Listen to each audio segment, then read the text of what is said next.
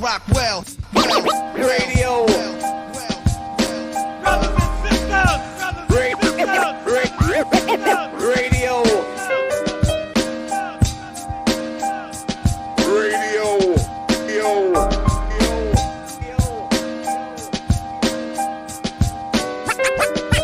Rockwell, radio.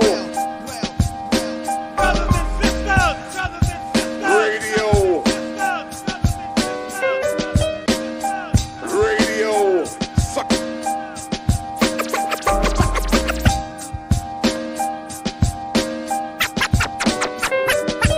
Rockwell, radio.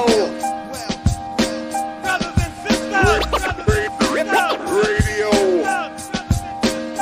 Yo, this is Problem 13 of Wolverine. Radio. I'm listening Radio. to DJ Rockwell. Holla!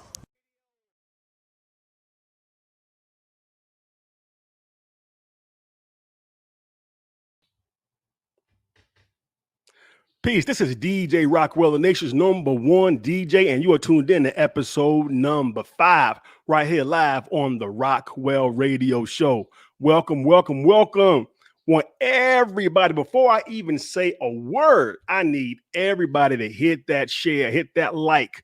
Let's share. Let's get these numbers up. Let's get these likes up because we've got an incredible show for you today. I am so excited. I am so moved. I am so besides myself because with me today, I got some of my favorite people, man, some of my most inspiring people. And if they've inspired me, I am more than sure they're going to inspire you. Today's conversation is going to be talking about Black voices and excellence in media. I tell you what, let me just tell you a brief story real quick before we start bringing people into the show. I tell you that radio has been my dream job for years, for decades. And I finally got a chance in my early 20s to grace the microphone with the help of some very, very special people. But I was inspired to do that because to this day, right now, I still remember some of the people that inspired me. I was raised in St. Louis, Missouri, under the sound of these kind of DJs. Maybe you remember who the DJs were on the air in your city. I remember Tossin' Ted. I remember Doc Love. I remember Kevy Kev. I remember Joyce Littell of The Quiet Storm. I remember, of course, our big brother G Wiz and the grandfather of them all. If you're from the St. Louis area, you remember Dr. Jockenstein. I tell you what, we wouldn't be here in the St. Louis market if it was not for those greats. They spoke to us. They encouraged us. When times were rough, they offered a word of encouragement. They played the soundtrack to our lives. So today we're going to meet some people that exhibited Black excellence in radio. But before we do that, to set the tone, first, we're going to play this.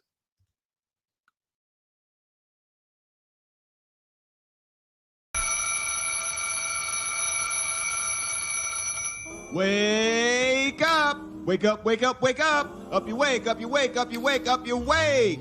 This is Mr. Senior Love Daddy, your voice of choice, the world's only 12-hour strong man on the air, here on We Love Radio 108 FM, the last on your dial, but first in your hearts, and that's the truth. Root. Here I am I here? You know it, you know. This is Mr. Senior Love Daddy doing the nasty to your ears to the nasty. Eyes only play the platters that matter, the matters they platter. And that's the root. Winner of the Nobel Peace Prize and chief orchestrator of the Civil Rights Movement.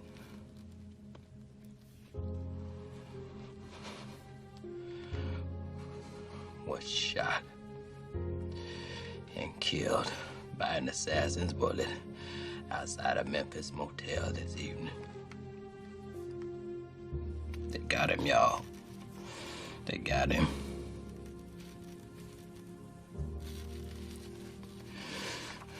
Only 39 years old. Dr. King leaves behind his wife, Coretta, and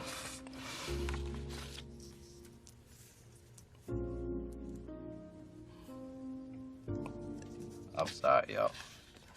I'm just tired of this. I don't know if I'm more sad or angry. I'm tired of them taking our leaders.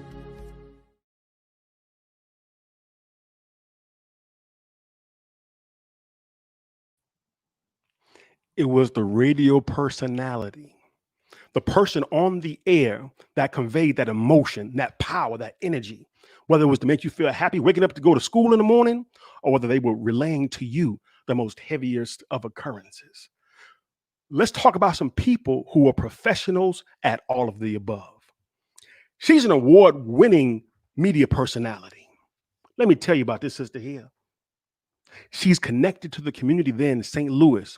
She has a penchant for introducing new talent to the fray, be it business or be it musical. There's so much that I can say about this dear sister. And most important, she has taken her 20 plus year career in the radio business and is now converting it into the voice over industry. Please welcome to the Rockwell Radio Show, my sister, Staci Static. Hey, thank you for that wonderful introduction. What's good, Queen? Welcome to the show. Thank you for having me. What a wonderful introduction. Thank you. You made me sound all official. I am so glad that you're here. So glad that you're here. Me We too. got some more people in the room, Staci. Can I bring them to the party? Absolutely. Let's go. We are talking. First of all, let me keep people clued in. Hit the share button, hit the like button, because we got a conversation for you today.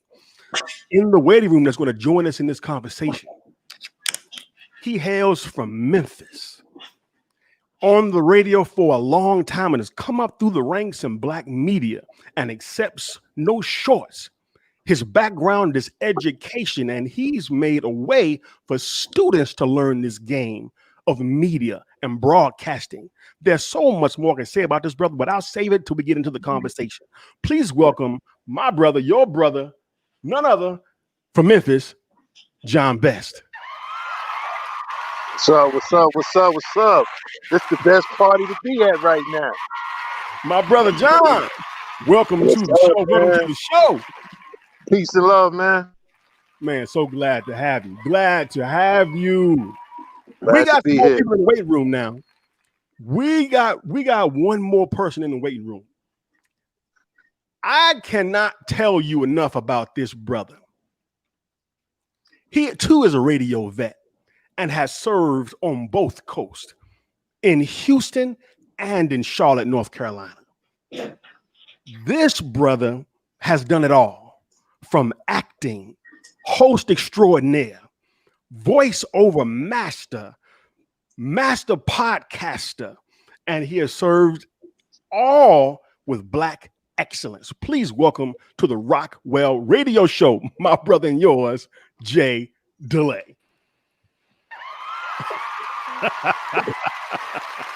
Who is he talking about, y'all? Big J. The way he introducing people, I'm like, let me meet that cat. Who is that? Honored to be here, man. Brother, Thank y'all. Thank y'all. It's an honor to have all of you on the show today. And I have to say, I'm almost intimidated. Let me tell you why. Because standing or seated in front of me are all of my superiors, all of the people that are doing or have done the thing that I've always dreamt of doing, and you all did it to the best. And I've invited you here today to share your story with the people, to share how you did it, how you got there, and why the role of the Black media person is so important. Can we get started? Absolutely. Let's get it started. Now, before we rock and roll, I need everybody that's tuned in. I need y'all to hit that like button, hit that share button, because DJ Rockwell is on your internet right now. We got Staci Static. We got brother John Best. We got the great Jaye Delai. I need you to tell somebody, share this with somebody, because the conversation today is going to be beneficial and powerful. Let's open it up with some questions. We got 60 minutes, and I got about a few questions I think are going to cause some people to want to look into this business called Black media or media. You know, I called out some of the people who inspired me when I got started, man. We can't talk about what we do if we don't acknowledge those whose shoulders we're standing on. I gotta always acknowledge when I'm in front of a microphone or when I'm DJing, my brother G Wiz, my brother Pepe, and many, many, many others from St. Louis that made it possible for me to be in front of the microphone today. So I want to ask each of you, I want you to tell the listening and watching audience, what is your genesis? What is your beginning? How did you get to the front? How did you get to the microphone? How did you get there? Let's start with John Best. Man, listen, for me, it was back in the early 80s, you know, back when hip hop was first jumping off. We only could hear hip hop like Friday nights, Saturday nights only, right? So it was like, you know, Marley Marl, Red Alert, those DJs, and then you had Frankie Crocker and them with the smooth voices. That's all we could listen to. And it was like hearing that over and over and how they would say something.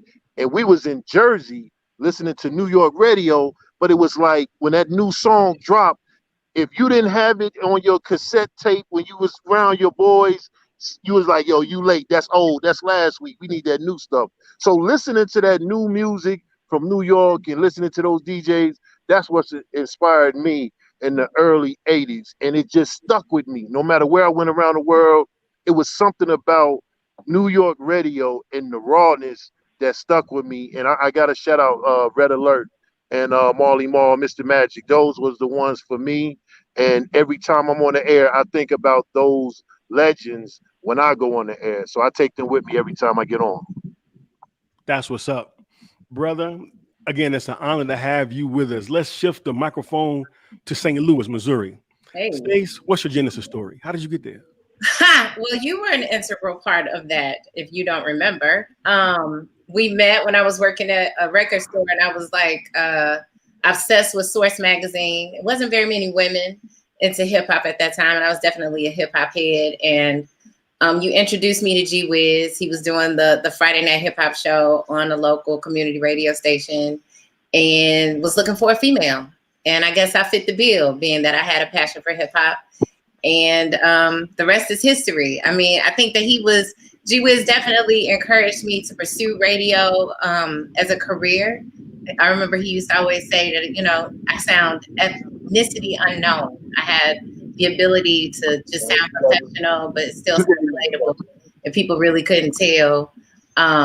So yeah, it was just something that I fell into, and it didn't happen immediately. It was something I kept trying at to get in full time, and then I finally slid in there with the help of another female, Deja Vu, who is currently a nationally syndicated radio host. Mm-hmm. She was actually the one that gave me my first break in commercial radio, when there unfortunately were men in higher positions that didn't let me in. It was she that pushed the button and got me into commercial radio. So that's how I started. Brother Jay, you have practically done it all, but everybody starts somewhere. What's your story? How did you start? I actually started, you know, Pops did it for 42 years. And I was an athlete. I wanted to play pro football. That was my aim. That was my goal, play pro football. Well, you get there, you don't make it. And then you think, okay, well, what else do I have? I always knew, you know, honest to God, and I don't mean for any of this to sound arrogant, but I always knew I was a child of destiny. I was supposed to do something big, not just status quo. And I used to sit around, honest to God, jokingly. And then stand-up comedy was something that I wanted to do. I did that, you know, on stage as well. And I used to do, you know, I did voices. You know, I would do voices. Actually, the first thing that I ever really did, there was a morning show in Houston, and a friend of mine was doing a morning show. And when I got an internship, I went to the radio station, and he heard me do this voice, and he was walking by in the cafeteria, and I was doing this. I was doing this like this. He said, "What? Who the hell did that?" I said, "It was me. I did it." And thus was born. I did a character called Bobby the Bad Boy in the Box, and it was crazy. Say his name again. Bobby the Bad Boy, because the radio station. This was 90 something. That was one of my first jobs, 97.9 The Box in Houston, and Bobby the Bad Boy of the Box. It was the craziest thing. I was a little mannish little boy. There was a female co-host, and every morning, "Hey, TC, how you doing, baby?" and next thing you know, there was a gentleman's club that was down the street. And the gentleman's club down the street said, "Man, I will pay you if you in the morning will give away tickets to come to the gentleman's club." I said, he's already a mannish little boy. And so he did that. And that was my first, I got paid for doing that, man. I got paid, man. And so that taught me a lot. But long story short, man, Pops, Rick Roberts, one of the legendary radio personalities, he was my everything. He was my everything. This man taught radio to, I'll tell you how far back my pops goes. My pops gave Walt Baby Love his first job. Wow. Come on now. You know, and so my pops was such an amazing, he was an amazing black man. And there were so many other ones around him that were uncles of mine that grew up that were absolute legends. And you talked about Dr. Jockenstein, you know, and cats like that. St. Louis royalty. They were everything, you know. Jack, you know, you talk about Jack Gibson, you know, Jack the Rapper, Uncle Jackie, you know. So that's how I got started, just mimicking those guys. And then I got an opportunity, and he pushed me. He pushed me from the very first day I went on the air. He turned on the mic. I remember there was 18 seconds left. About 18 seconds left. He said, 18, 17, 16, you ready? And he pushed the mic and potted it up. See, you getting ahead of me. I was going to ask this very question. You asked how I started, and it was in how I really started was in a garbage can right next to the studio because Matter of fact, we're going to come right, since you segued right into one of the questions I was going to ask, I'm going to go there. But first, let me do two things. Brother John, I see that your screen has frozen. Can you still hear us, Brother John? Yes. Okay, we got a still of you, but we have no operational video of you, so we may have to refresh or do whatever's necessary. Well, while you're doing that, I took the liberty to go out on the internet and find some footage of you all in action. Oh, and wow. I want to share with our audience just what they have in front of them. Stand by and watch this.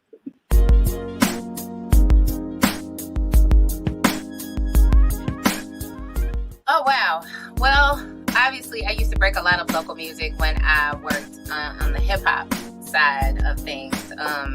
I would do, I can't even remember what it's called now, but I would spotlight local artists. I talk about that, not only helping to save my life, but as you and Khalil got closer, and he, you know, my Uncle Akili, you know, you saved Khalil because all those times, those different trainers wanted my son here, drink this protein shake, drink this drink, you know, here, Khalil, we want you to grow in size and drink this. And you told him don't drink not one. Gentlemen, my name is Brother John. I do the best jams every Monday through Friday, 3 p.m. to 7 p.m. This upcoming duo brings creative, traditional cuisine to their catered events. Now, whether you attend one of their pop-up dinners or you hire them to cater your next soiree, one thing is for sure, set your expectations high because satisfaction is guaranteed. Hey guys, it's Jaye Delai. I read something that I wanted to share with you, and I hope that you feel me on this and feel my spirit. Just really simple. I'll play something from the 70s, 80s, 90s, The best of the old and the best of the new.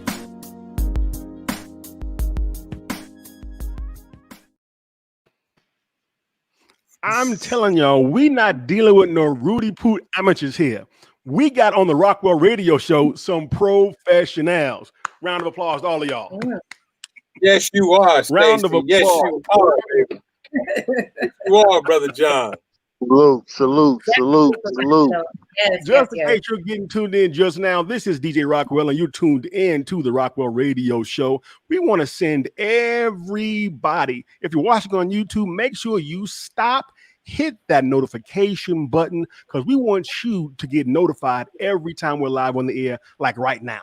If you are watching via Facebook, don't watch the show alone. Hit that like button. Hit that share button. We got Staci Static today. We got John Best with us today. We got my brother Jaye Delai with us today. So you stole my thunder a little bit, Brother Jay, but we're going to get back to it. So sorry. This question was later, but you provided a great segue. I want to ask each of you, when you got the big gig, when the red on air went on, the very first time. Do you remember? How did you feel? How did you react? Did you respond for the moment you've been training for, or did you freeze? Y'all talk to me. How did it go? Stacy, go first. You go first, sis. I'm sure I sucked. I remember because commercial radio was different. And so I started off board hopping, but I remember the first time I potted up that mic, I was nervous. I just knew that I was going to end up talking over the song, and I did. Thankfully, I was working like overnights on a Saturday at like 3:00 in the morning. So, very few people are listening at that time. And shouts out to people who started in that training ground, because it no longer exists anymore. I don't know how these people get into radio, but I just remember, stumbling over my intros and outros and just trying to get it right. And that's why I changed from my real name, because when I started in radio, I was using my legal name. And then when I moved on to commercial, I was like, I don't even want people to know it's me until I get decent. So I came up with, an alias that I've been using ever since. How about it? Okay. Yeah. Brother? I'll be out there. I'm coming. Go ahead, brother. You want me? I can go, Jay. Go ahead, I can go. Okay.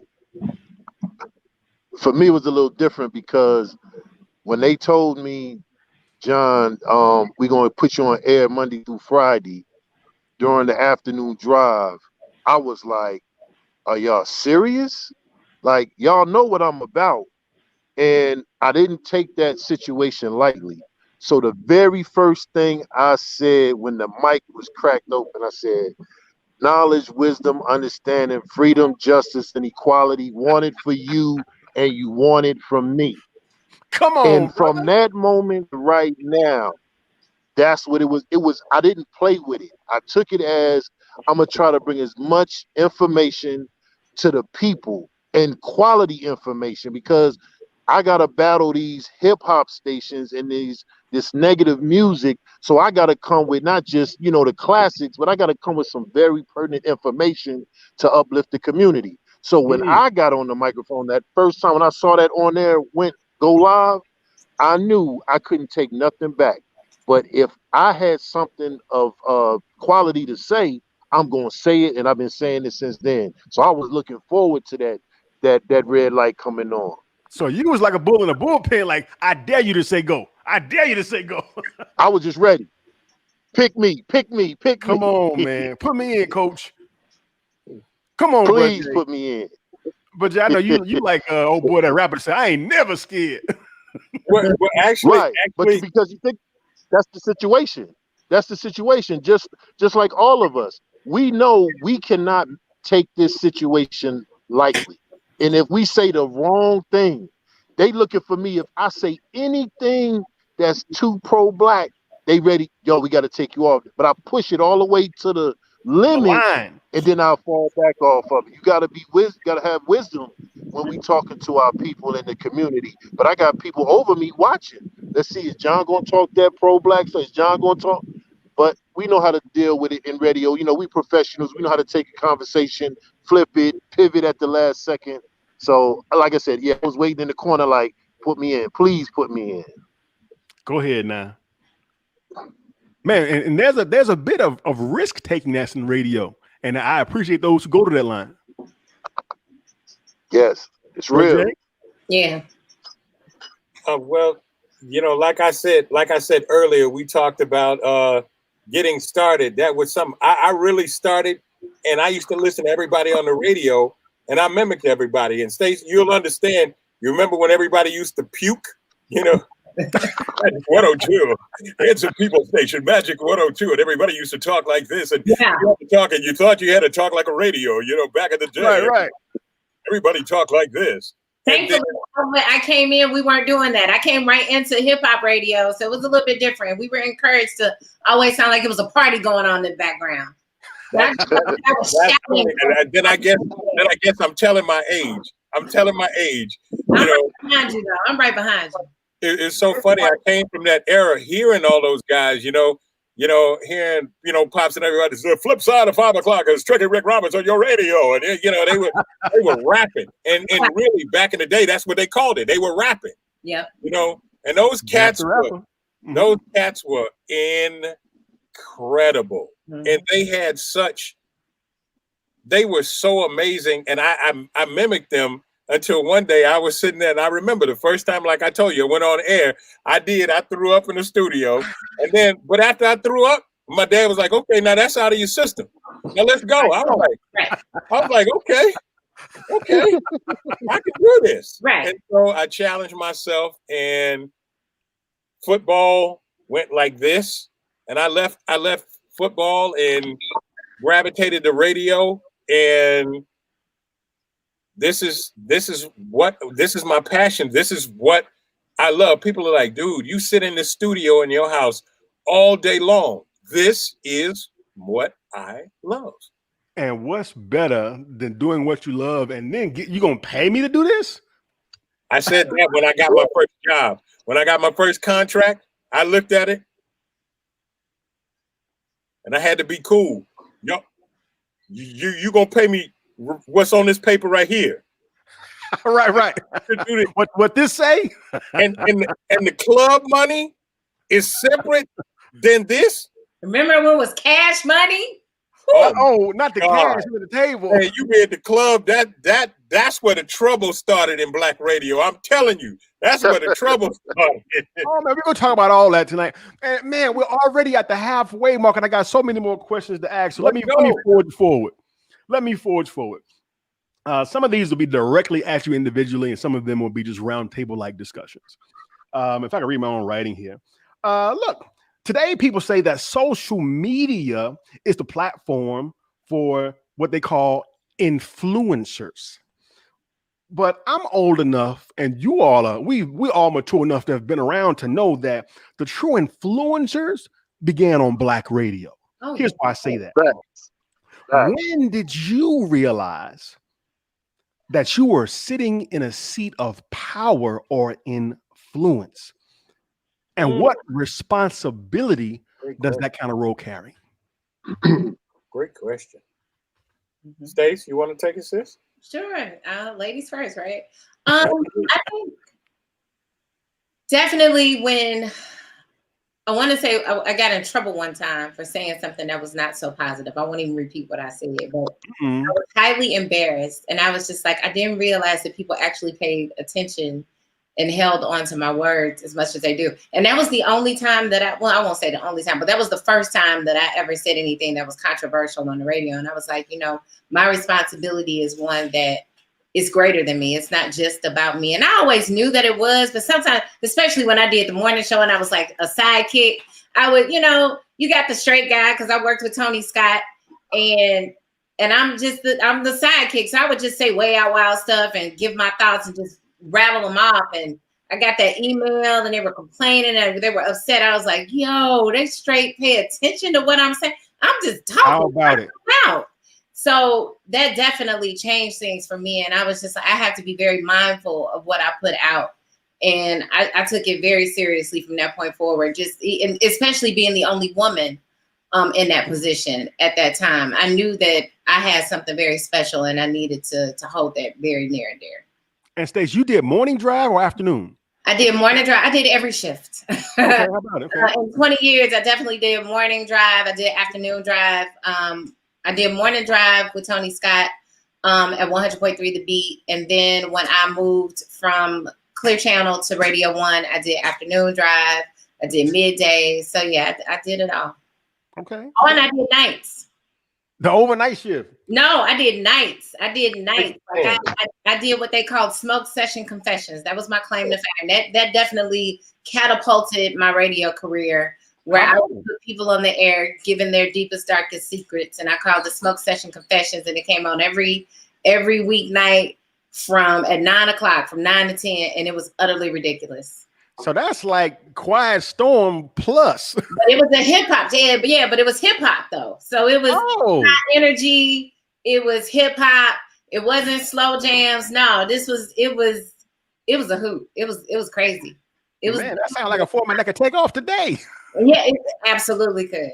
Absolutely could. All right, gentlemen. Man, I'd have to say I played Earth, Wind, and Fire. Keep your head to the sky. Right. And I sat there and I was thinking, how creative can I get on this break? Because there was only maybe 9 seconds between the end of that and the next record and the intro to the next record. And it made me think, it made me truly think of what my pops used to always say. Son, you have a responsibility on this microphone. You have a responsibility. And I took it so seriously because in that 9 seconds, Earth, Wind, and Fire, keep your head to the sky. Come on, brother. As opposed to what choice do you have but to live and be free? And you know, little stuff like that. And then people call the radio station and say, man, you know what? It's been a long time since I heard a radio personality talk about being free and things of that nature. Kind of what Brother John alluded to earlier. Right. And that's what really made the difference for me, because I have the opportunity. You could be playing WAP. And so now I could allow your mind. Now they playing WAP, but I can allow your mind to stay. I can appeal to the people. My father told me, Pops told me this. He said, son, you could appeal to them from the waist down or the neck up. Which are you? Ooh, wow. And I always said, damn. I said, you know, and I could be doing a break at People Station, Magic 102, Cardi B, Meg the Stallion. That's WAP. I tell you what, you can WAP all you want. But if you ain't got it up here, WAP can't keep it. It'll keep it for a little while, but not forever. Think about that, ladies, and move right on. I don't have to get up here and pull out an instant rostrum. I don't have to, you shouldn't be talking about WAP, because I played the Ghetto Boys, and back in the day, everybody was B and a H. Right. You know what I'm saying? So I can't condemn Cardi B and them, but again, like a wise old man once told me, don't condemn them. Just put a clean glass against a dirty glass. That part. Bro, John, when did you realize that you were sitting in a seat of power and influence? It's two things that stuck out because it happened in the same week, and this is what let me know. On Monday, I think I had interviewed Stedman Graham, Oprah's boyfriend, significant other, and it came out of the blue. So I said to myself, I got Stedman Graham. Forget all regular scheduled programming. He's talking to a lot of black people in a predominantly black city. And everybody was blowing my phone up saying, yo, ask him about Oprah. I never wanted to ask him one question at all about Oprah because I'm dealing with him. Come to find out the title that the subject matter was standing on your own 2 feet, being your own person. He said, I got tired of hearing that's Oprah's man. That's Oprah's boyfriend. He said, man, I got businesses all over the world. So the people was listening and locked in on that interview. But the next day or a couple of days later, a very prominent black man died in Memphis. And he was the owner of the only black newspaper in Memphis called the Tri-State Defender. And he was my point guard when we was in high school. Right. His name was Burnell Smith. I said, phone lines is open. If you knew Burnell, call in and let's, say your words. Rockwell, when I tell you the phone lines blew up from 5 to 6 p.m. nonstop. And I'm scared because out of phone, I mean, is somebody gonna call in? But it was like back to back. And after that moment, everybody was like, Brother John, you a little different from everybody else, because nobody else would have opened the phone lines for a whole hour to let people come in. And I couldn't, and y'all know, Jay, and y'all know that you sometimes taking live calls, you got to screen them first. Right. That can backfire on you. You're on the dump button, like, oh. Right. Hey, I used to ride that, boy. You have to ride that. You have to ride the pat, boy. But so what happened was, out of that, DJ Rockwell, the people respected my platform. They respected my show. So it was no madness, no nothing, because it was a serious cause. And from that moment, that's when I knew. I said, whoa, I got to really be careful and really focus on what I'm doing, because y'all know how our people are. They watching and seeing. Do you live like that? Do you live what you talk? Or are you one of them people that put on that fake voice, and then when I see you in the street, you ain't got nothing to say? So that was it for me. Come on, man. When you sit behind this microphone, as Staci pointed out, people are hanging on your every word, and they will call you on what you said. We're going to get into that. Speaking of what people watch, what people see, we want people to be watching on YouTube. Make sure that you subscribe. You're tuned in to DJ Rockwell right now. You're watching on YouTube. You're watching on Facebook. Subscribe. Make sure, share this show. We got to put the Rockwell show number one. You know why? Because the people are number one. The people I'm talking to are number one. We got a message. We have a ministry, and we have a purpose. We're not doing this just to be doing this. These people are professionals, and they have something of value to share with you. So hit that share button, hit that like button. That's going to bring me to my next question. And man, time is going so fast. I got so much to talk about. And I don't want to keep you all over, man, but I'm excited. I'm having a ball. Staci, this question comes directly to you. Okay. You had a segment that featured unknown artists on your show. Mm-hmm. And I heard you say in a spot on the internet that you enjoyed giving unknowns a shot on commercial radio, which is kind of rare. That don't happen a lot. No. And the DJs know we do. And for those who are not in the business, we break records. And what that simply means is we're the first to play it. We play it first. Why did you take a risk with unknowns on commercial radio? Because if they don't know the song, they change the dial. And changing the dial is a no-no. Why did you take that risk? Well, I always believed that we were supposed to serve the community. So, and I feel like there should be local music on every radio station in every city. I think that that's what we've gotten away from with all of this syndication and people not having an opportunity to break into the business. It was very, very important to me when I became music director to introduce my audience and the community to people that they may not have heard of. So, I mean, it was something I talked to my PD about, and I'm just like, dude, I have to be able to introduce new artists, even if it's just, just a small spotlight, just to be able to introduce new people and new sounds, and having that diversity and having that choice, because at that time, it started to get a little one-sided. It was always this ratchet music. It was right. It was just too much. It was good for that. Yeah, and I wanted it to be, and that's not when I came in. It definitely was more of a balance, and it was like towards the end, it just kept getting worse and worse every year. It was just like this balance was leaving, and so I just had to keep adding to it. So it was just really important to give that difference. I could count on half a hand as many DJs I know that would take that risk. So I salute you personally for that. As a former musician, a former artist, and how many times we've seen people, yo, want to hear my demo? and meeting you somewhere in the club or in the alley. Man, I'm trying to go grocery shopping, man. I ain't got time to hear your demo. Yo, one time this guy knocked on my mama's door. I ain't even live there no more. He was like, I heard this Staci Static mama house. I was like, you wow. Drop off music to my mama house. Stop it. I salute you, Sister Staci Static, for taking that leap of faith.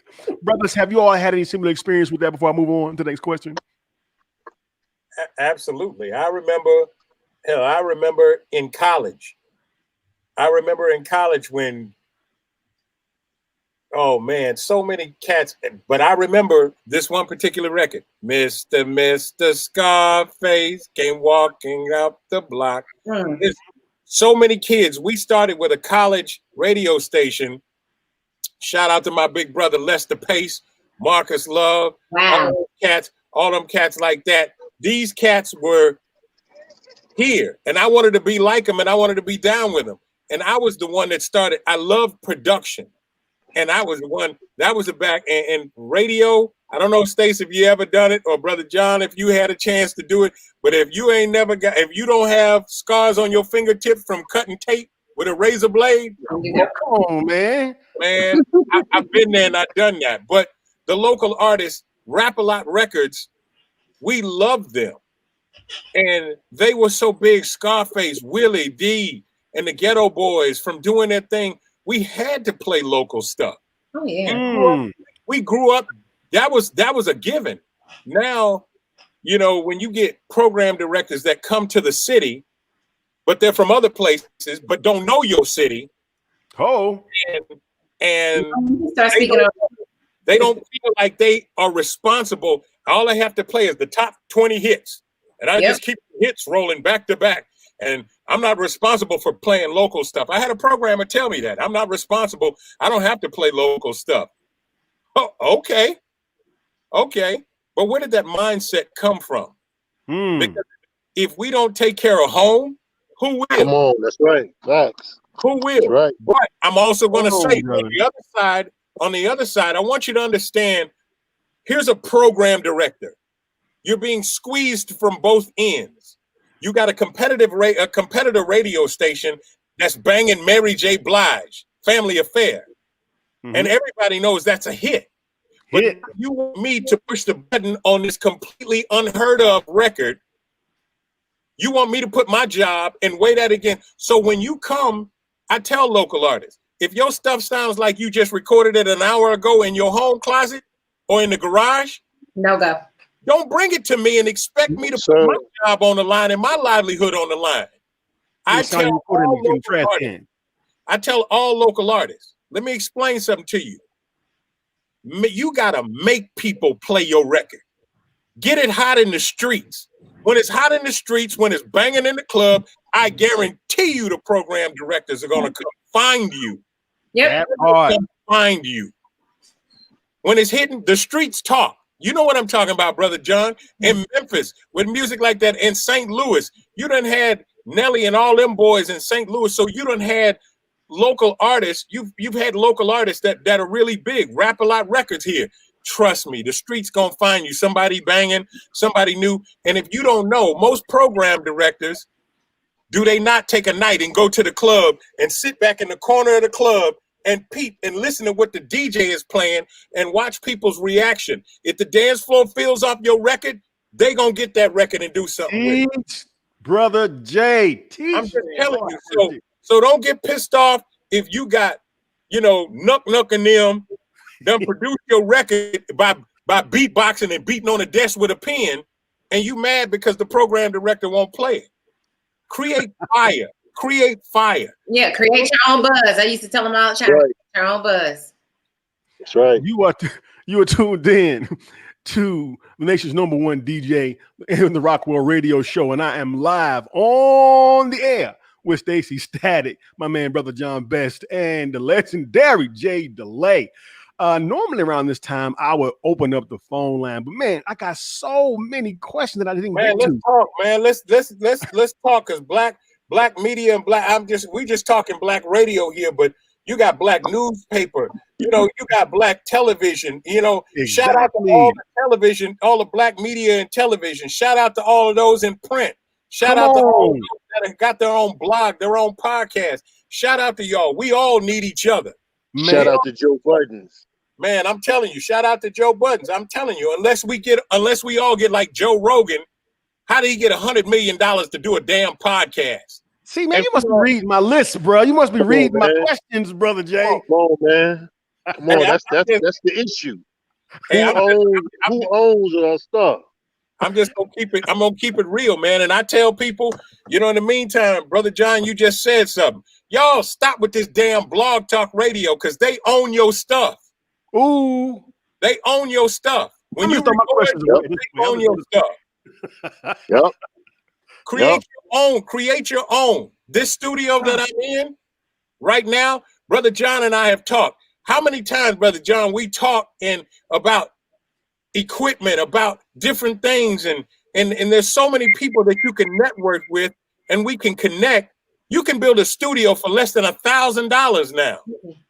But you want to sit up here and depend on other people and they own your content. They own the rights to your stuff. They own you pretty much. Yeah. Unacceptable. Yep. But you know what? We're going to get into that in just a moment. I want to shift a second. I want to shift into something. And I want y'all to go here with me. And I think the listening audience will appreciate this too. And Brother John, this will kind of be directed at you, but I want to hear from each of you on this subject. Brother John, you're the only cat I know in professional radio that uses the preface brother. That's in your professional title. Yes, sir. What? And that's for a reason. That's a reason. And we're going to here's the question. Go ahead. What is the importance of building trust and familiarity with your listeners? Listen. When you sit in that seat, the people wake up to you and go to sleep to you. You are a part of their life. Mm-hmm. So talk about the importance of building that intimate connection with your audience. And is that why, Brother John, that you included that in your title? Out of all the titles, I don't care what title you want to have, CEOs, CIOs, chief, deputy, whatever, the best title is brother, in my honest opinion. Because if I'm your brother and you come to me, say you are a black business, you just getting started. You just came out the kitchen, you got your little pop-up truck or something. You come to me. It's my duty. Yo, give me your social media, where you gonna be at. I'm gonna put you on. Why not?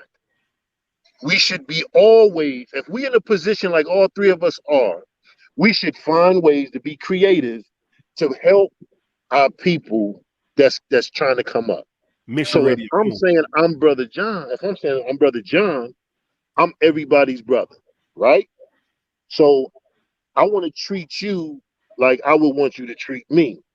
So when I say brother, people used to laugh, say, "Oh, brother, man, come on, man." Nah, I'm your brother because I'm going to give you something that in no other radio station in Memphis is going to give you. I'm going to give you an opportunity because people will come up to me, "John, I ain't gotta pay you 7 stacks to play my song. I ain't gotta slide you some Jordans in your mailbox for you to have us on." No, sir.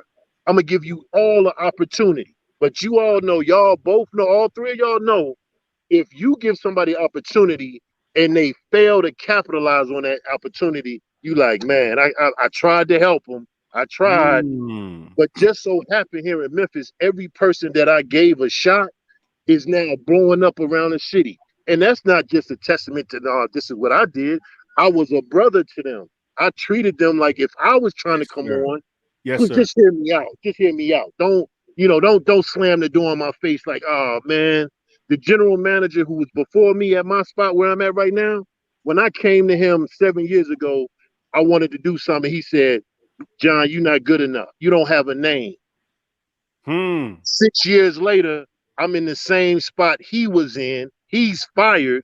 And now everybody that come to me, I'm saying, you do have a name. Come on and let's make something happen. So Come on, taking man. the title brother, I don't play with that. So anybody who call me, I'ma hear you out. Don't try to game me.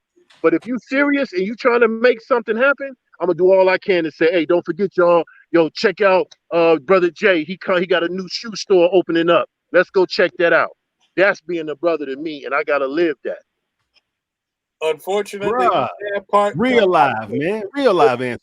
the sad part that is being in commercial radio. When you get the job, oftentimes when you sign that contract, they call it plugola and payola now. It's amazing. It's amazing, and I'm going out on a limb here to tell you that you can't out-crook the biggest crook on the planet. Boom. They gonna find out and they gonna know. If you shout out Staci's new bakery, you always got somebody that's gonna swear to God, Staci done gave you a dozen of donuts free. Yep. And so I actually had, I remember I lost a job one time. My partners and I, we did a boat cruise. We used to do yacht cruises around the lake. And we had done it, and my partner had paid for the advertising. I was doing mornings, so it's 9-something in the morning. My partner had paid the advertising, come in, paid the check and everything. And the salesperson was like, okay, well, here, I'll take the liner in the studio. Brought me the liner. And because I mentioned it on the air, they told me, well, it hadn't gone through the system yet. You plugged that, and that was plugola. You're benefit from that. And they're gonna find a way to get rid of you if you're gonna. But I digress. Every word. I digress. I'm saying now you have to be creative. And what I decided to do, because I'm a production man and I voice radio stations across the country. If there's a business, I tell you what, if I want to bless you, I tell you what, you could pay your own advertising because you got to pay for advertising yourself. Let me cut a commercial for you that's going to sound totally different than what you're going to get probably through the radio station. Hello. And I'll go ahead and do a commercial for you. What did I ask you? Rockwell? What did I ask you when you started out and I saw you DJing? What did I come to you and ask you? Bruh, that's so long ago. I came in to ask you, how can I help you? What do you just about to say? That was the spirit you came is, how can I help? And so I understand that same thing like Brother John said. Unfortunately, in commercial radio, there's very little of that because you got program directors that are so scared for their damn jobs now, and general managers that think that, you know, you're shouting out people and giving away money, and they're so you know, they're like this, and they're holding on to everything that they have, and they think they're losing money because you shouted out somebody and they could have been advertising and, you know, all kind of stuff like that. I want to send a shout out, if you don't mind, Brother David Muhammad, over the pond, as they say, over the water. Want to shout out to you, dear brother, and also Brother Yusuf Muhammad. Thank y'all, and everybody that's watching. Share the show, brother DJ Rockwell. Right now, the Rockwell Radio Show. You deserve to watch it. You deserve to share it. Good stuff going on here, brother. And sister, I thank y'all so much, man. We're getting to the end. I promise I wouldn't keep y'all more than 60 minutes. So can I get maybe a few more minutes of your time? Absolutely. Not long. I don't have a problem. I don't have a life. I'm sitting here in the studio. I'm sitting in the studio doing commercials. Hey, I need just to real talk quick. about that too. We had What's say, bro John? We had an event, so we good. We had an event. Y'all see, we down by the river here in Memphis. We had an outdoor event, so it just ended. So we could. If we got a couple more minutes, I can stay. Okay, we good. Very, very fast. And I hate to skip over because some of these questions really go to the core of why we're doing this show. And again, in case you just tuned in, you're watching the Rockwell Radio Show. And today's conversation is about Black excellence in media. And with us today is Staci Static out of St. Louis, our big brother Jaye Delai of Houston, and representing from Memphis, Tennessee, our brother John Best. Let me get to this question here. Brother Jay. Yes, sir. You have practically done it all. And I don't know how to ask this, brother. Let me put it like this. You just talked about some of the confinement and the restrictions that exist in commercial radio. Tell us about the freedom that exists from going from the commercial airwaves to what we saw you do just a moment ago and going on podcast. And tell us about the podcast, The Jay and Jamil Show. Brother, the most beautiful thing is when you're in commercial radio, you have to understand something. And I'm going to put it on us, and a lot of black radio personalities might get upset with me, but I'm going to say something. And Stacy, you'll understand this, and Brother John, you will too. Black commercial radio, black radio is where it is because it's our damn faults. It's our faults. Because when that cash money started coming at the club, as long as I could get to the club every 2-3 nights a week and I get that $250, $300, $400 cash money, I stopped sharpening my skills on air because I was really worried about that cash money I was making. There's many of us that stopped training the young people. There's many of us, like Sister Stacy said, there ain't no more overnights. You got a computer sitting up in the studio with drops and music. It's like a jukebox. How about that? Middays are gone. Mornings is pretty much gone.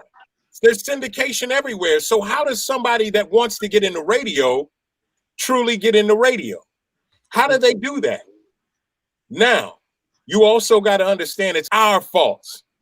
Because when you got a break to do, the People Station, Magic 102, hey, it's Jaye Delai coming up on the way, Brian McKnight, got Mary J. Blige, and I got your favorite. Something you want to hear, you can hit me down. You know, instead of going here to here, you want to get to talking on the radio and talking about, we doing it real big, baby. We in the building.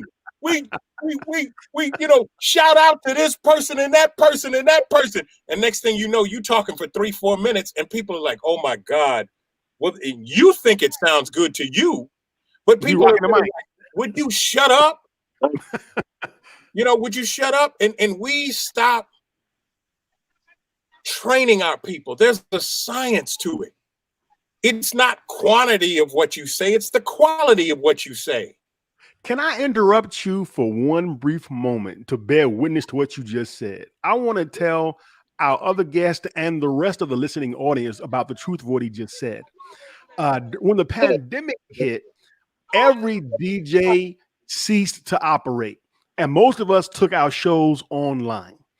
Yep. I too was doing live DJ sets online, and one day I got a call from Jaye Delai. Jaye Delai said, "Bravon, I don't want you to take this the wrong way, but shut up. Play the records. Let the records speak, brother. You're talking too much." And he explained to me why. Let the music speak. We don't, bro, we like you and all, but I'm telling you, Bravon, just let the records play. Unless thank you for that advice. Unless you've got something absolutely powerful to say. Because I want you to understand, that's when years ago, more music, less talk, more music. I remember that slogan. And all of a sudden, black radio became less talk, more music. But our thing was we had to get on there. We had to say something cool. We had to rhyme with it. We had to make it happen. And we had to do that. Now they talk, you know, now they want you to, now they make you shut up. Now they make you shut up. And now it's a reason. It's a reason. Come on. Now, man, I can't say nothing. Man, it's only giving me 8 seconds. I can't say nothing in 8 seconds. What does God do to you? God puts you in situations for you to learn and adapt, and it brings out something out of you. I ain't got but 12 seconds to say it. It's a People Station, Magic 102. It's Jaye Delai. Your favorite song? Please, I got you. You already know my number. You can hit me on Instagram, IG, Facebook, whatever. All right? It's Mary J. Blige on the People Station. I've done everything. I sold a station like they wanted me to. I've given you information on how you can reach me and get your favorite song. And I back sold the radio. Boom, I'm done. And having said that, did podcasting free you from that? Podcasting, I think podcasting started blessing people, but it scared the hell out of a lot of black people too. Explain. It scared the hell out of a lot of black people because you got the freedom now. You don't have to shut up. You don't have these constraints. You know what I'm saying, Stace? When they tell you, how many times did Radio One tell you? Did they put the light in the studio for you? Oh yeah, they put the light in the studio. I was never a chatty person anyway. And then it got to the point where, you know, radio changed so much. When I first started radio, the phone lines were blowing up. By the time I got out of radio, it was crickets on the phone lines. I mean, it just didn't, it has changed. The industry has changed so much. And what I will say that podcasting did for me, it definitely changed the way, because it's a different medium. It's a completely different medium, and you get your audience. I think what scares Black people about podcasting is that the audience is not as educated about how to find you. So trying to find your audience and trying to reach the people who want to support you. It's like, I miss you being on the radio. Okay, I have a podcast. Okay, what's that? Well, you see, what's a podcast? On your phone, and they don't even know it exists. They're like, oh, what's that? They have no idea. So I think it's something that we still have to learn. It's something that still has to be marketed to us. And it's something that we still need to learn too, because podcasts, it needs to be something very focused. In order for it to be successful, the things that I know about podcasting, it needs to be something focused, and it doesn't need to be long. It needs to be the time of a commute. So it's like, you know, one sweep of music and radio should be the length of your podcast for it to be successful. And I think a lot of us, we want to talk so much. So much. You have to have, you really need to compact that information, make sure it's intentional, make sure that it's something that's going to benefit your community, and get that information out there. And a lot of us, especially when we come from radio, we thinking about PPM, we thinking about all this other stuff that we've been, and I'm like, no, podcasting is totally different game. Completely different. Brother Jay, you jumped ahead a little bit, and we were going to talk about the monetization of podcasting, and the value from a financial standpoint that this can possibly generate, the kind of revenue that it can generate. And I want to dive real quick as I start to close. I'm going to skip past some of these questions again, because I promise not to keep my listeners past an hour. And again, I want to thank you all for staying with me. Sometimes they need a little extra credit, though, bro. they need.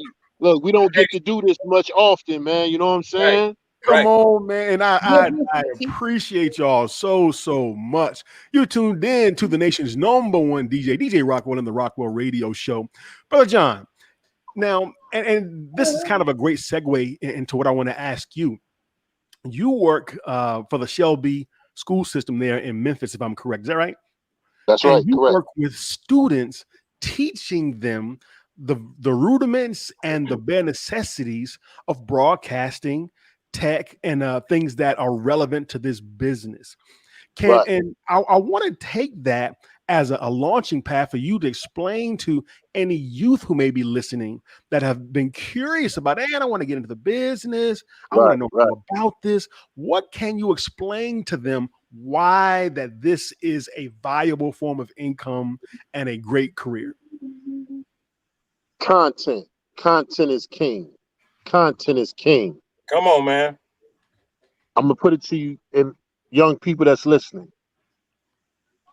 I don't care what business, what brand, they all need content, from Apple, Google, LinkedIn, all the way down to the food truck. You need content, whether it's graphics, whether it's pictures, whether it's videos, podcasts, radio, TV, all that is content. Now, we got these phones, as Staci was saying, we got these phones, we can do all this thing. You can film video, record a podcast, record anything. You got a tool in your hand just to get started with. But don't do it for the wrong reason. Don't do it because, I want to bash men, I want to bash women, or I want to talk about this. If you want to talk about sneakers, have like a 3-month plan. Plan it out. Talk to different brands. Talk to different people who's really about that life. Don't just, I want to talk about my sneaker collection. It's not about you, young people. It's a big world out here. I tell all the students, find your niche, find your lane, and rock with it. No matter what it is. Young ladies come to me, I want to have a hair show. Okay, you want to have a hair show? Okay, well, you're going to talk about the different types of hair. Is hair a science? So you can build upon it, because that's what the young people need. They need people like us, Staci, Jay, DJ Rockwell, to pour back into them. because Come they on, come see on. us. They see us and they can become us. But if we Right. sit in our positions and our titles of, well, paid my time. I Nah, got you mine, gotta you get get yours. yours.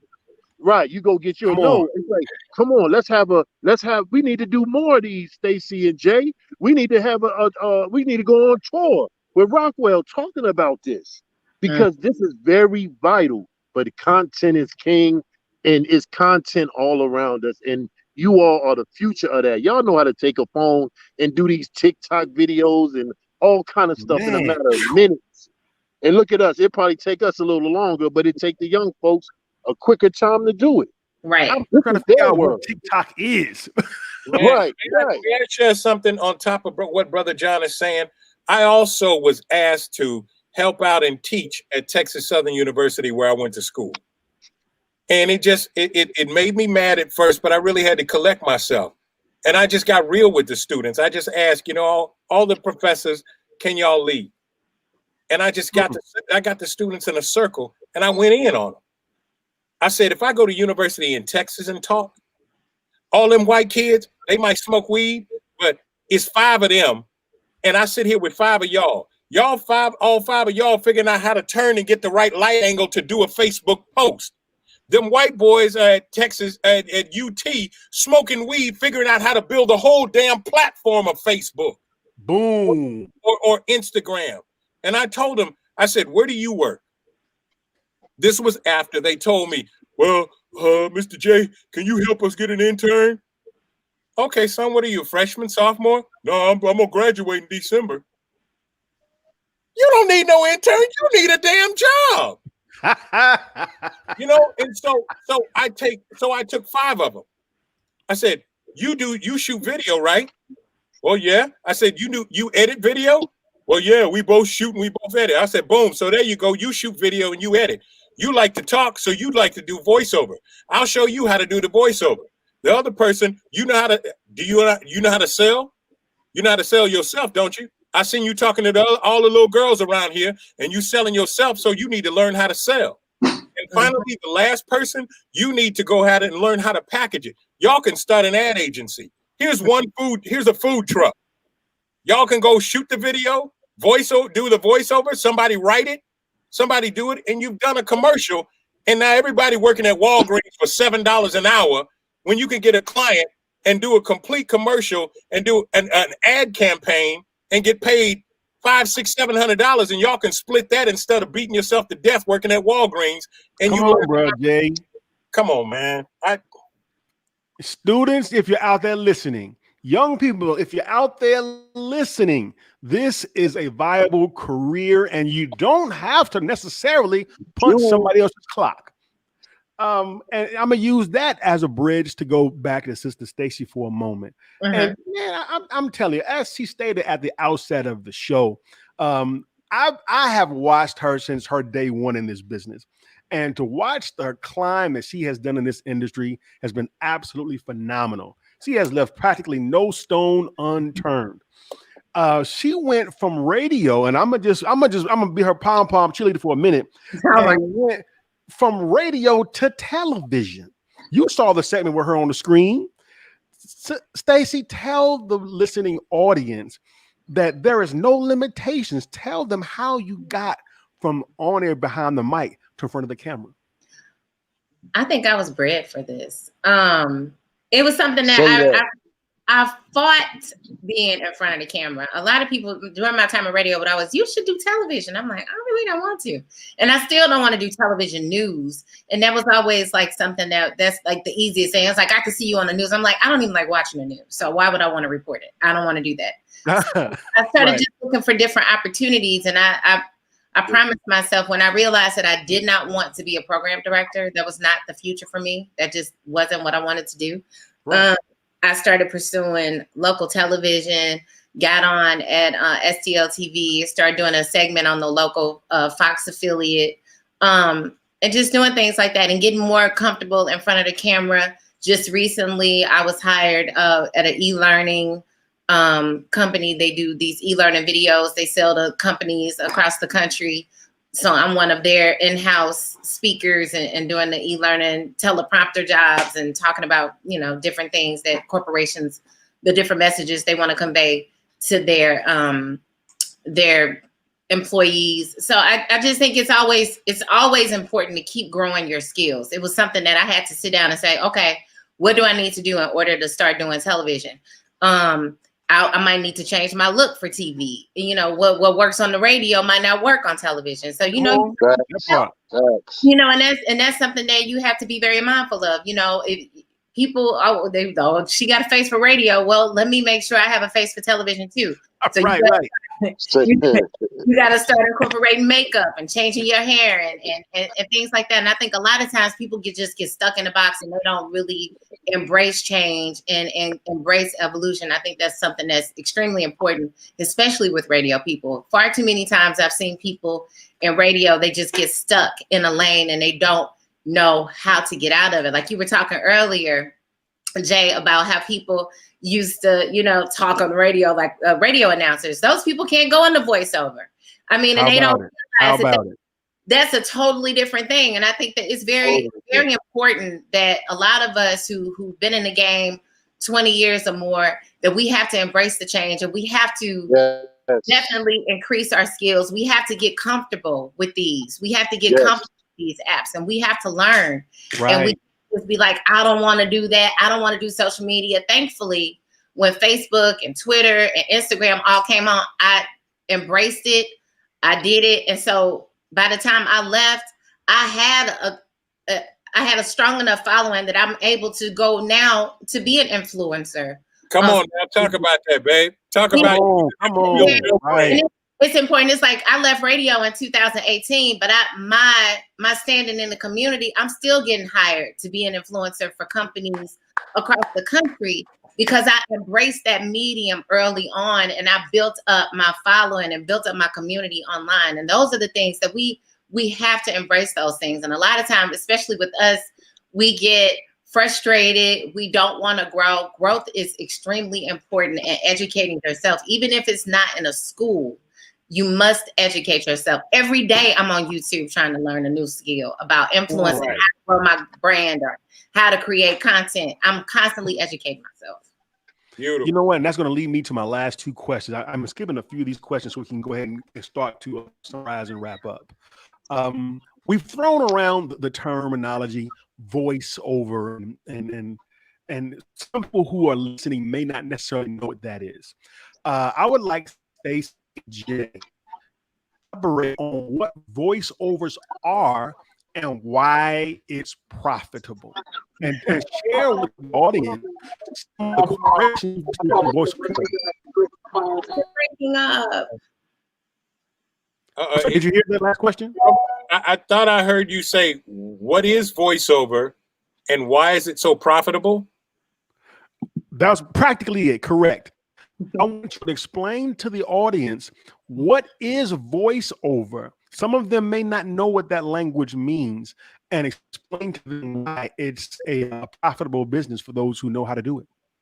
Well, a voiceover or voice acting, it's just that. Mm-hmm. It's acting. It's you see people on TV to be, or you see Denzel in the movie. He's acting. I do the same thing. You don't see my face on camera. So I get paid. It's interesting. I get paid because when they need somebody to say, people, the first thing I'll tell you, if you're interested in voiceover, the worst thing you could ever do is tell, well, everybody tells me I have a very nice voice. So stop. Because 9 times out of 10, it has nothing to do. Your voice, pipes helps you out sometimes. Mm-hmm.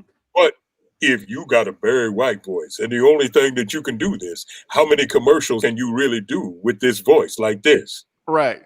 And the beautiful thing, there's voiceovers is what you hear from, on television, when you see Jack in the Box, I'm Jack and my new chicken strips, well, you see a big head and a clown. Obviously he's not talking. There's somebody that's got to talk and portray Jack in the Box.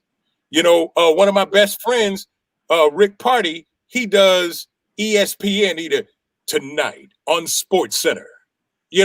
That's voiceover. All the way you can consider voice imaging what I do with a lot of radio stations you might hear in your favorite city, your station for hip hop and R&B, 97.9 The Box, that sort of thing. Using your voice to make money for you, it can be very profitable, but there's a science to it. People think, oh man, all you do is talk for a living. I wish it were. I wish it were. Just quick exercise. I tell people, I said, I teach voice. I teach voiceovers. I teach voice acting. So when I have clients and I tell people, let me explain to you the easiest way it's done, because understand, most voiceover people or voice actors hate radio people. I mean, but 90% really, I never knew that. Yes, 90% of them come from radio. Yep. Because radio people sit here, they read like this, and they think they know everything, and they think that's a voiceover, and they think that's no. You're just doing a commercial. Tonight live at the club, it's gonna be this, and they think that no. But when you're able to deliver a very concise message, whether you're doing, save money, live better, Walmart. Or, if you're doing, every morning I wake up and go to McDonald's coffee. Man, I love McDonald's. Right. To be able, people are paying you to act natural. Yeah, exactly. People are paying you to act natural. You'd be amazed when these microphones go on and the lights go, and when the lights go up, you wouldn't imagine how many people shrink up. How about it? How about that? But it's a talent to be able to look at a script and not just see the words on the page, but become the words on the page. I did something for AT&T, and I did something for Disney World as well. And it's a beautiful thing, especially as a Black man, when oftentimes you will get agents that want to send you everything with Slit Smart Liquor Bull on it. Right. Don't send me that. Don't typecast me and put me on everything Black. Exactly. Give me the things, it's the magical world of Disney. Call 1-800-W-Disney. And then when they see those things, there's such a need for Black women. And I hear Staci's, and I hear, how I need to talk to you, because in the space, I'm not proven in the voiceover space. I mean, I'm proven as a radio person, but when you mentioned that you did radio to voiceover people, I mean, their eyes kind of roll up. They're just like, okay. And I'm just like, but I know. I don't understand. What's the source of that? It's because you get radio people that think just because I was on the radio and I can read something that I know how to read it, and I know more than you. And it's totally different. It's like, because the Stella Rosa wine commercials, it's like, stay home and get Stella Rosa wines delivered to you. Like, it's totally different where on urban radio, I might say, stay home, get Stella Rosa wines delivered to you today. But when you're doing general market, you have to take on a completely different personality. And they don't trust, when you come from urban radio, that you can speak to different audiences, because we don't get that opportunity any other time. So you have to prove yourself in that space. So, and if you can't do anything more than just, that's why it angers me when you see people that, we're in the building, we doing it real big, baby. You know what I'm talking about, baby? And you get locked into that. Or what drives me crazy, I have female students. And the first thing oftentimes women will do is gravitate to sexy. Yeah, they sound like sexy babies. And they start doing this. Then people lock you into that, and you can't do anything. Hold on. It's got a name. They sound like sexy babies. Yeah. It's kind of purr. Or try to say the bimbo sound. Oh my God! It just, that infuriates me. Sometimes you have to go in your lower registry, and you have to start sounding more mature, and you have to grow in that space. You have to change it up, and you have to grow in that space. You just can't sound like a sexy baby all the time. Shout out to my sisters, Mary Janelle, Keisha Monk, Shelly Wade, my sisters that are absolute fire. And my big brother in the game, Dave Fenoy. Dave Fenoy is one of the most talented. You will see him. He's got the gray locks and the gray beard. Dave Fenoy is absolutely amazing. Rodney Salisbury, Rick Party. There's so many people that are just absolutely awesome in the voice acting game.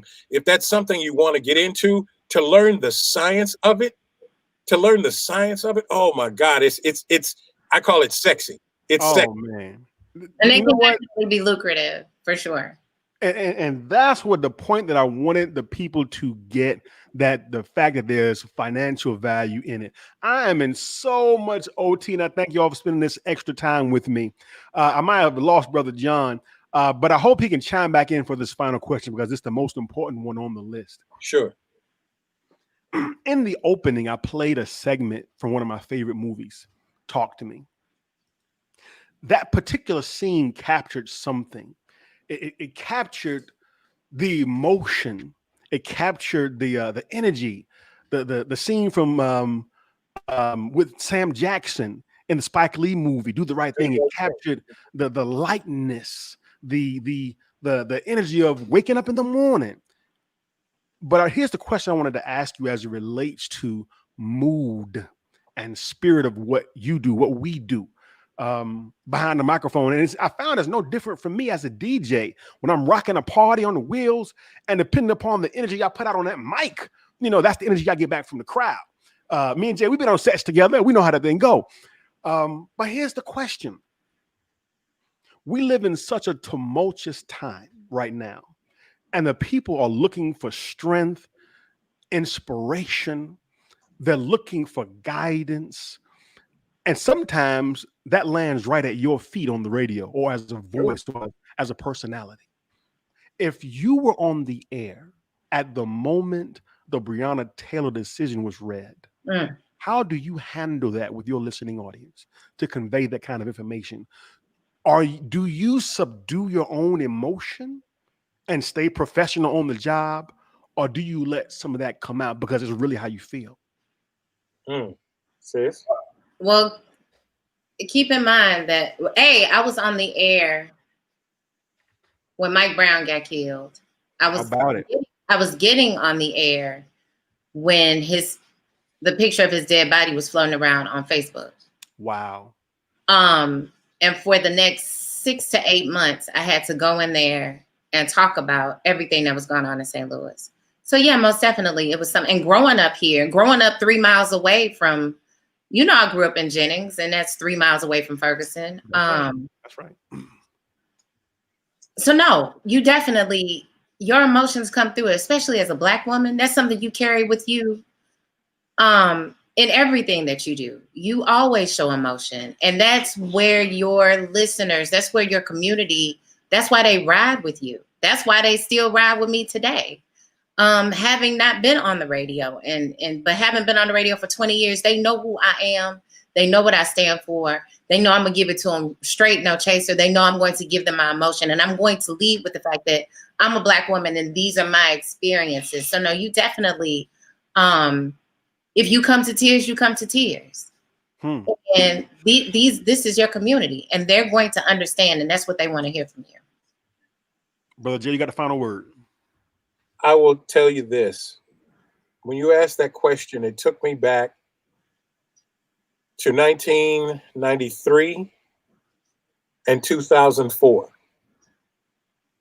I just discovered about a year and a half ago, why am I just a fool for radio? Why do I love radio so much? It's not only my pops, but the two women that I love more than anything in this world, my mother and her sister, both expired when I was on the air. And they came in the studio and they told me, Jay, you got a phone call. You got a phone call. And they brought me my cell phone. And I was sitting there, and my nephew told me, he said, grandmother's gone. And I was numb.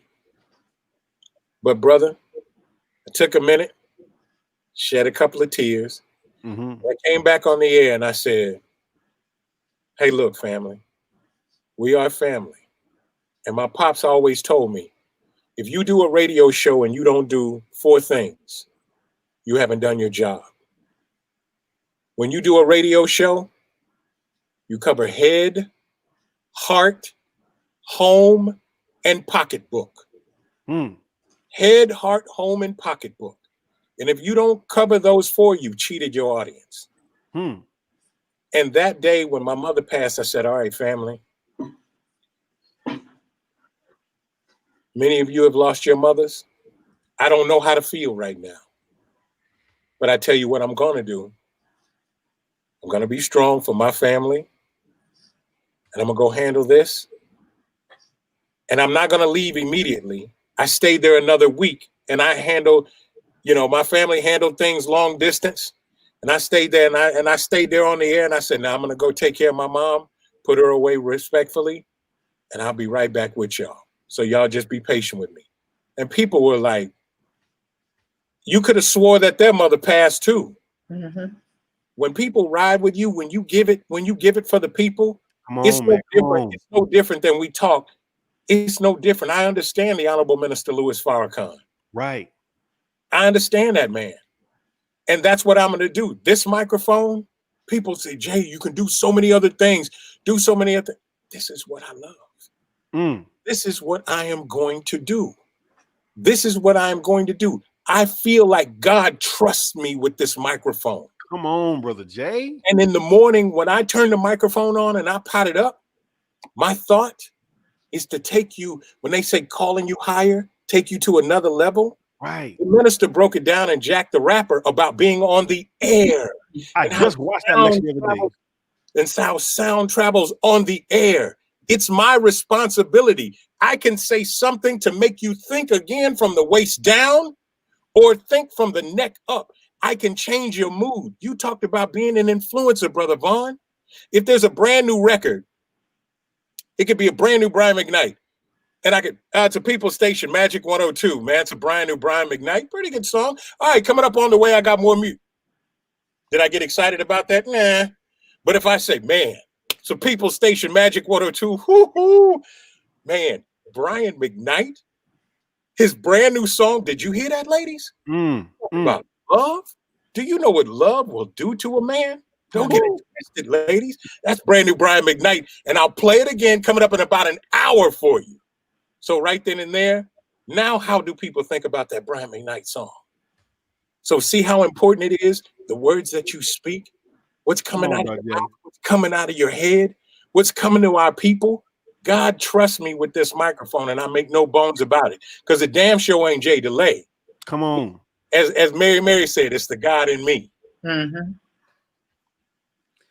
Ladies and gentlemen, you've been watching the Rockwell Radio Show, and I am so thankful that I have had the pleasure of being joined by 3 professionals, 3 veterans, 3 people who have dedicated their lives to a craft and service.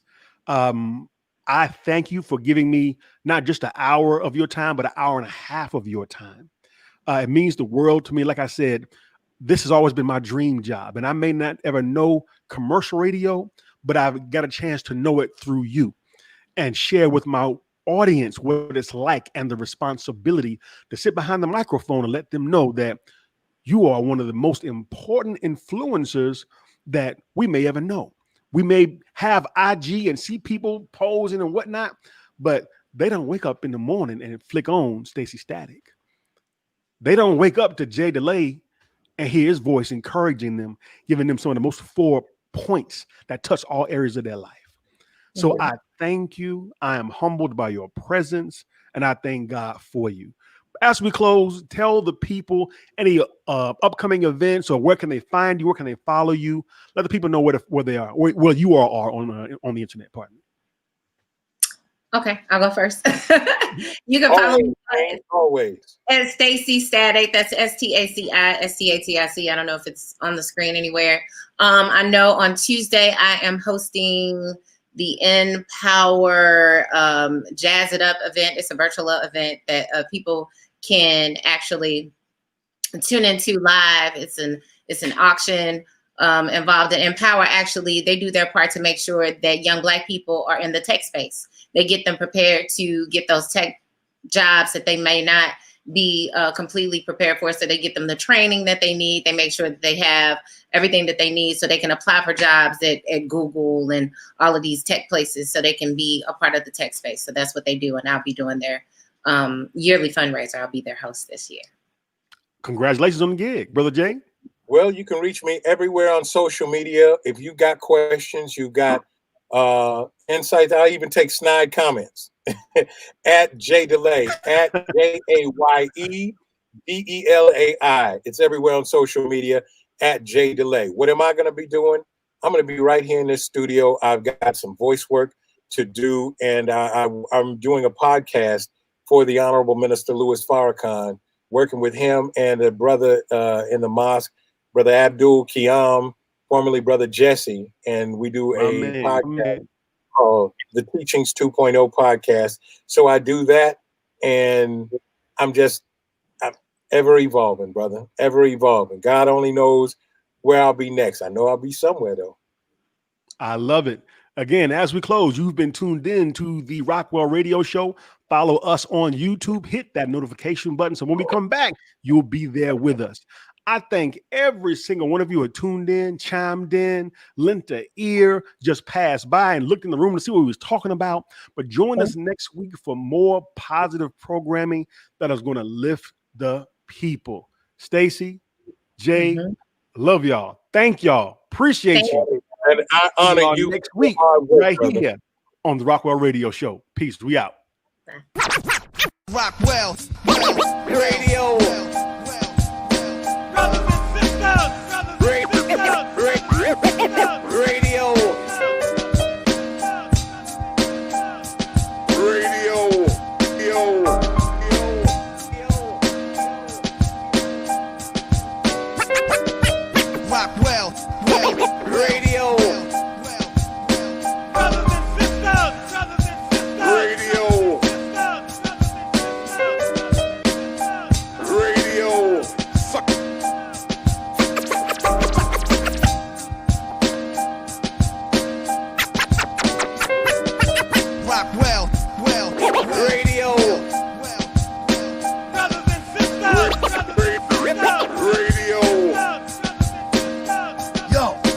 Problem 13, Wolverine.